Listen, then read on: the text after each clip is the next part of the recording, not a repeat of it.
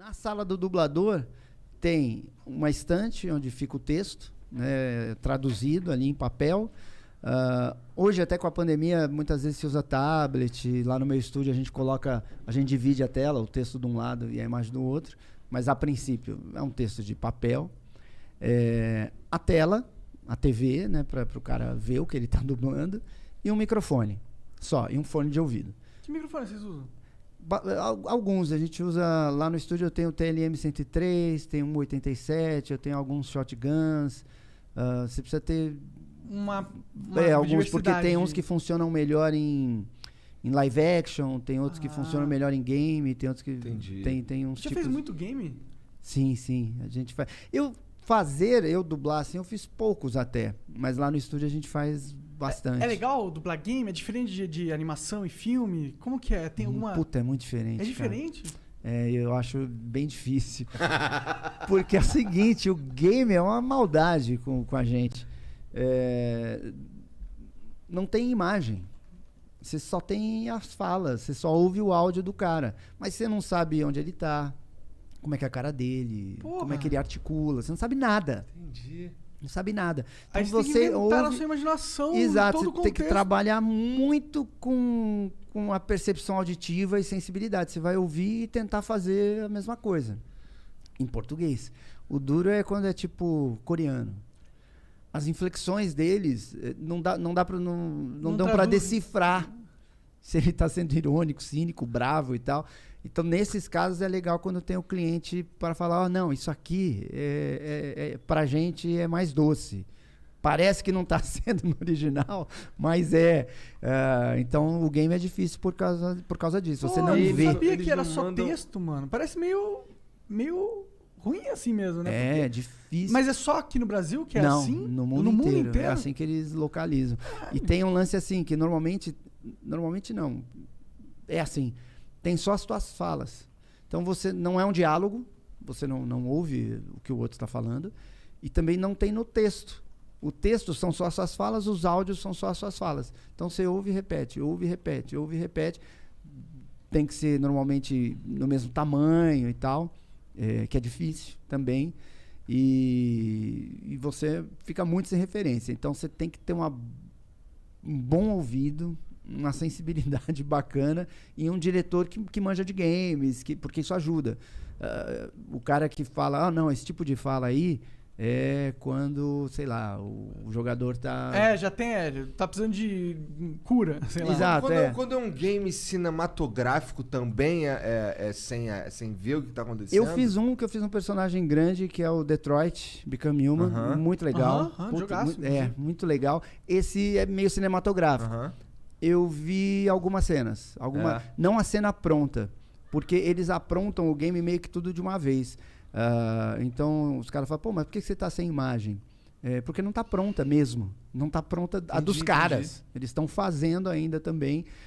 E normalmente o lançamento é meio mundial, né? Então você entra lá no game e escolhe qual é a língua. Então, no mundo inteiro tá sendo feito daquele jeito e tal.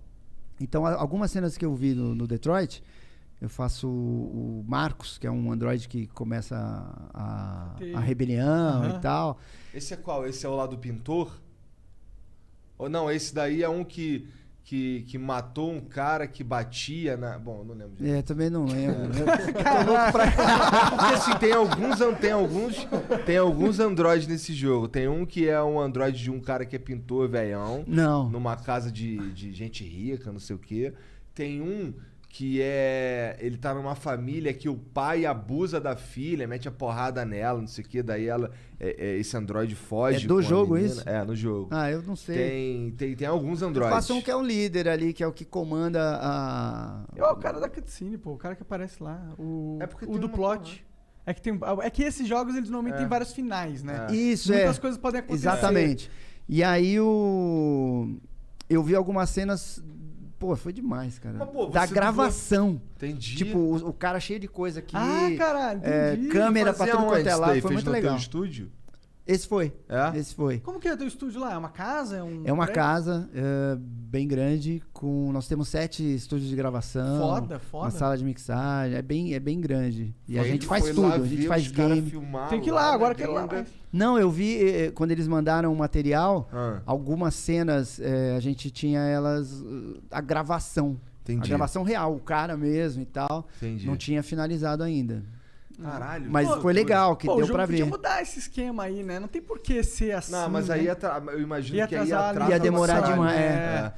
Esses jogos muito grandes são muito foda de produzir. Dublagens de grandes produções, vamos lá, Senhor dos Anéis. Isso é demais. Dublagem de um filme assim, ela leva mais ou menos quanto tempo? Nesse caso, você vê o filme antes, você tá vendo o filme ali, assim, os caras fizeram o filme tá pronto, aí você dubla, não é? Isso.